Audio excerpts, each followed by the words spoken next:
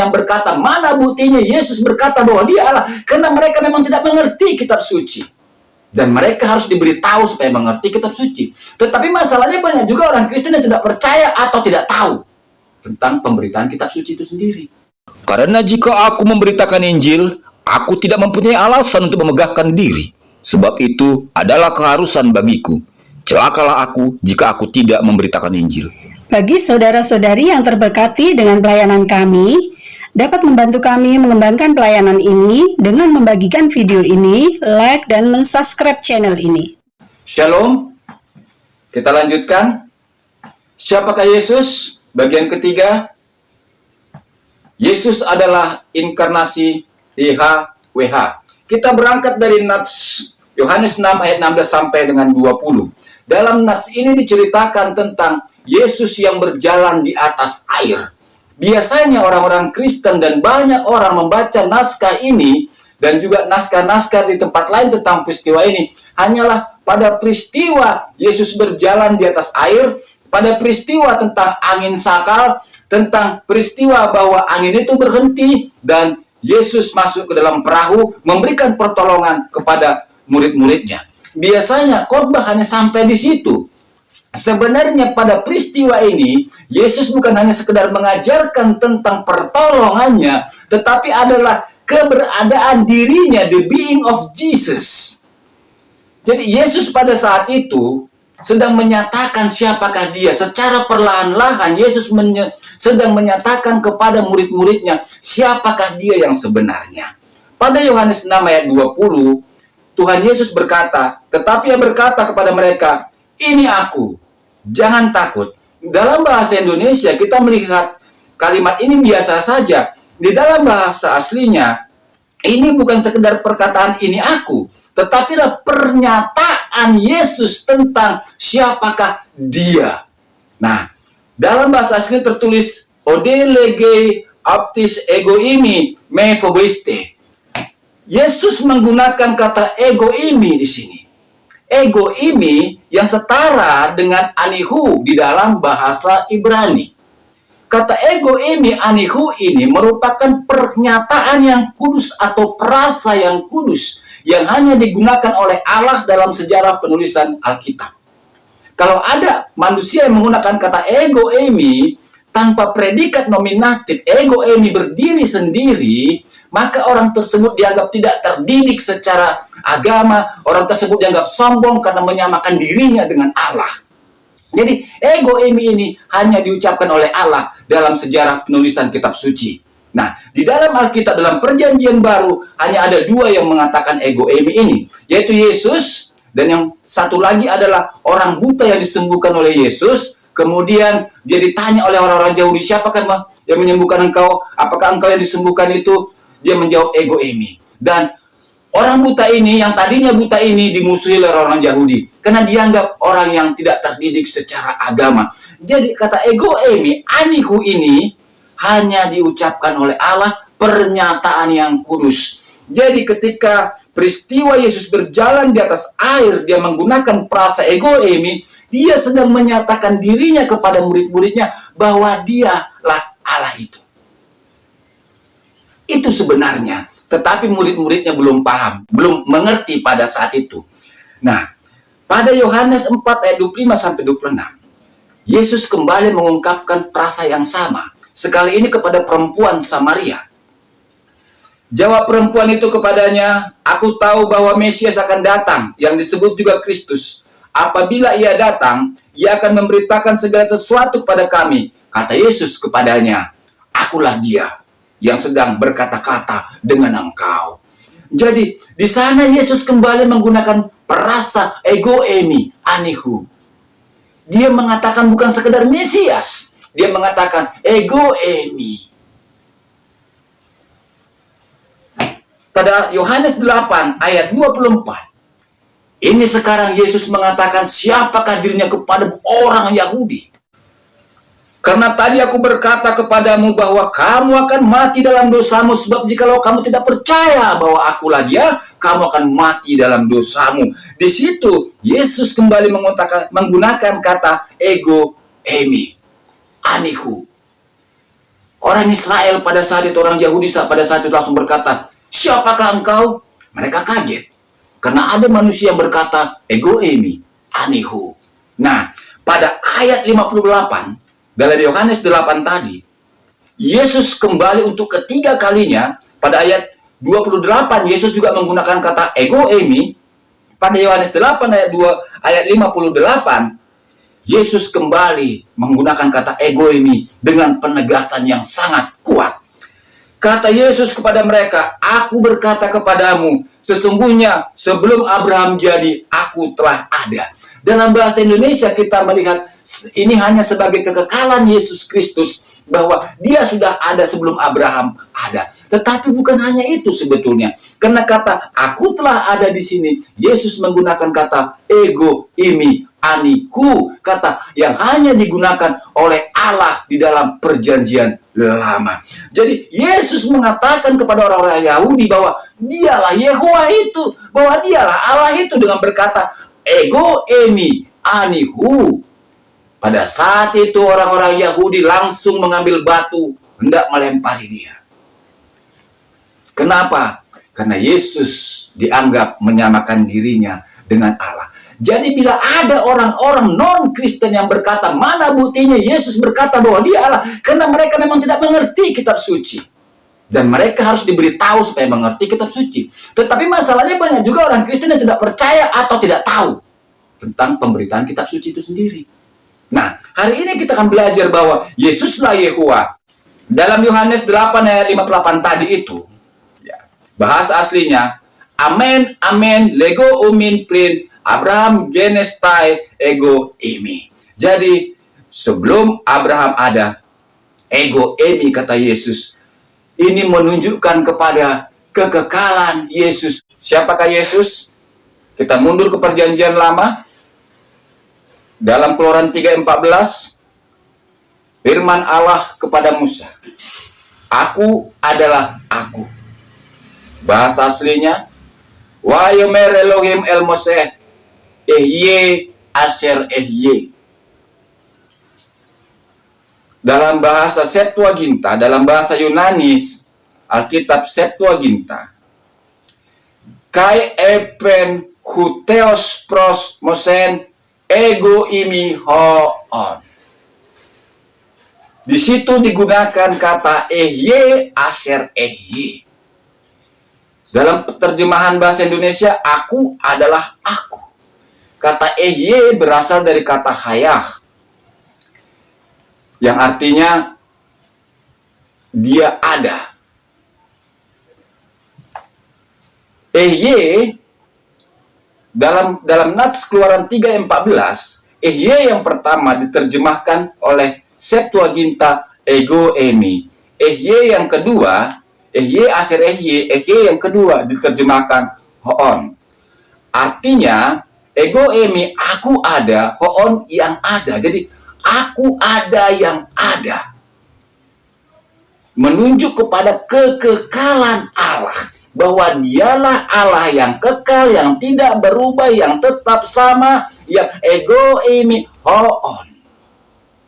Bukan oon ya, harus dipahami, hati-hati ya. Nih hoon artinya yang ada. Ego eimi hoon artinya yang tetap ada selama-lamanya, satu-satunya hanya ego eimi. Jadi ego eimi ini adalah pernyataan ilahi yang menunjuk kepada kekekalan Allah dan satu-satunya Allah. Dalam Ulangan 32 ayat 39 kita lihat, "Lihatlah sekarang bahwa akulah dia, tidak ada Allah kecuali aku. Ru'ata anihu." Dalam bahasa Ibraninya, lihatlah sekarang bahwa akulah dia. Ru'ata anihu. Diterjemahkan oleh Septuaginta dalam bahasa Yunani koine, ya, bahasa Yunani yang digunakan oleh Yesus nantinya pada perjanjian baru, idete oti ego eimi. Tidak ada Allah kecuali aku, kata Yehowa. Dan inilah yang membedakan antara Kristen mainstream dengan saksi Yehova. Saksi Yehova ya, tidak percaya bahwa Yesus itu Yehova. Dari mana kita bisa memantapkan penalaran kita bahwa Yesus itu adalah Yehova? Di dalam Matius 3 ayat 3b, ini menunjuk kepada Yohanes Pembaptis, pekerjaan Yohanes Pembaptis sebagai orang yang mempersiapkan, sebagai nabi yang mempersiapkan jalan untuk Tuhan. Di sana dikatakan, Matius 3 ayat 3b, persiapkanlah jalan bagi Tuhan, luruskanlah jalan baginya. Nah, di dalam kitab Yesaya 40 ayat 3, di mana sebenarnya firman Tuhan ini tertulis dalam bahasa aslinya, kata Tuhan di situ adalah Yahweh, Yehowa. Nah, tetapi di dalam Matius 3 ayat 3b digunakan kata Kyrios, Tuhan, yang menunjuk kepada Yesus. Jadi Yesus itulah Kyrios itu. Yesus itulah Tuhan itu. Yesus itulah Yehowa itu. Kita pertegas lagi keimanan kita bahwa Yesus itu adalah Tuhan. Bahwa Yesus itu adalah Yehowa. Dari Yesaya 43 ayat 10, 11 dan ayat 25. Kamu inilah saksi-saksiku, demikianlah firman Tuhan, dan hambaku yang telah kupilih, supaya kamu tahu dan percaya kepadaku, dan mengerti bahwa aku tetap Dia. Sebelum aku tidak ada Allah dibentuk, dan sesudah aku tidak akan ada lagi. Akulah Tuhan, dan tidak ada juru selamat selain daripada aku. Di sini dengan jelas Allah mengatakan dirinya dengan ego emi anihu pada ayat 10. Pada ayat 11 dikatakan bahwa Yahweh, Yehowa, Tuhan Adonai, dialah juru selamat. Dalam bahasa Ibraninya Mosia. Nah, Yesaya 43 ini menunjuk kepada nubuat tentang Yesus. Pada ayat 25, ya, pada ayat 25, Yesaya 43 ayat 25, akulah Dia yang menghapus dosa pemberontakanmu oleh karena aku sendiri, dan aku tidak mengingat-ingat dosamu. Kata akulah Dia di situ dalam Septuaginta diterjemahkan ego imi. Jadi Yesus itulah Yehowa itu yang menghapus dosa pemberontakan umat manusia. Sebenarnya banyak sekali dalam Perjanjian Lama ayat-ayat yang menunjuk bahwa ego imi anihu itu menunjuk kepada Yesus, pada kehidupan Yesus. Kita baca lagi Yesaya 52 ayat 6-7. Sebab itu umatku akan mengenal namaku, dan pada waktu itu mereka akan mengerti bahwa akulah Dia yang berbicara, ya aku. Kata akulah Dia di sini digunakan kata anihu, ego emi.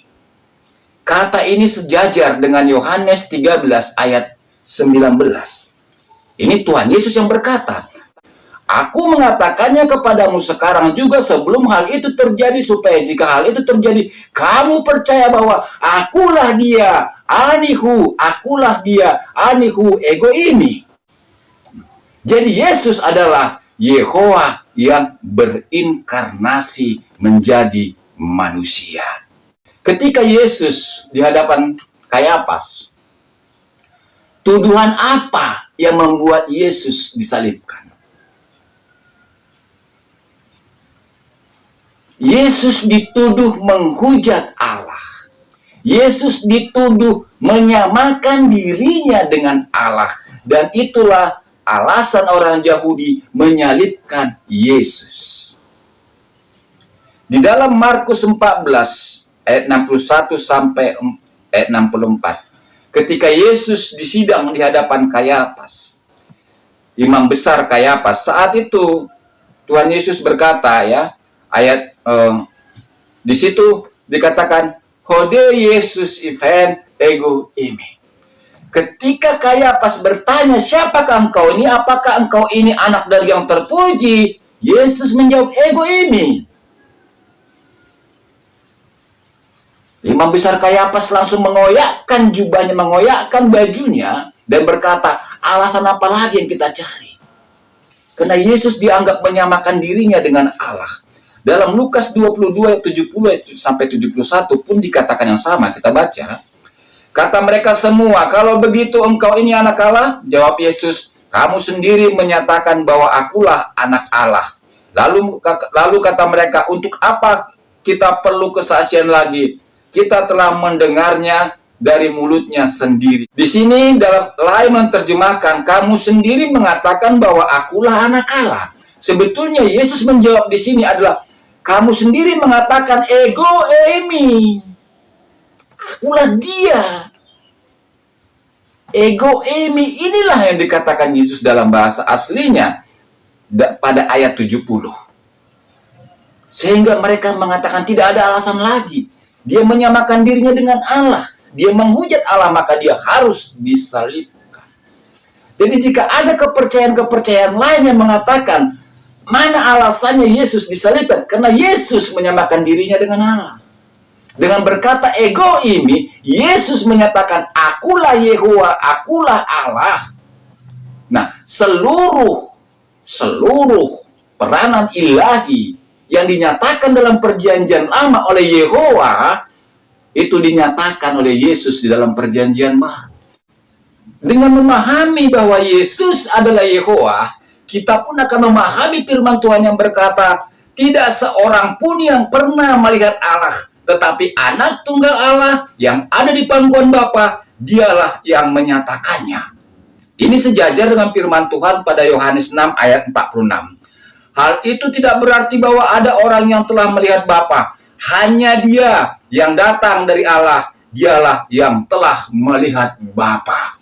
Jadi, yang ditemui oleh Musa, yang ditemui oleh Abraham, Allah dalam perjanjian lama yang kelihatan, yang berkomunikasi dengan umatnya adalah Yehowa, ya adalah Yesus, adalah Yehowa yang berinkarnasi di dalam Yesus Kristus. Karena Bapa, menurut Alkitab, Allah Bapa dalam 1 Timotius 6 ayat 16, dialah satu-satunya yang tidak takluk kepada maut, bersemayam dalam terang yang tidak terhampiri. Seorang pun tak pernah melihat Dia, dan memang manusia tidak dapat melihat Dia. Baginya lah hormat dan kemuliaan sampai selama-lamanya. Allah Bapa dalam terang yang tak terhampiri. Tak satu orang pun yang pernah melihat Dia. Allah yang dilihat oleh para orang-orang kudus dalam perjanjian lama adalah Yesus prainkarnasi, adalah Yehowa yang berinkarnasi di dalam Yesus Kristus. Bahwa Yehowa lah sang Mosia, Yehowa lah sang juru selamat, dan di dalam perjanjian baru Yesuslah juru selamat itu. Di dalam perjanjian lama Yehowa lah sang penebus, dalam perjanjian baru Yesuslah penebus itu. Yesus adalah inkarnasi Yehowa. Oleh sebab itu, menolak Yesus Kristus berarti menolak Tuhan semesta alam. Bagi saudara-saudari yang ingin mendukung pelayanan kami dengan doa dan dana untuk pengembangan peralatan pelayanan kami, dapat mengirimkannya ke rekening yang tertera di sini.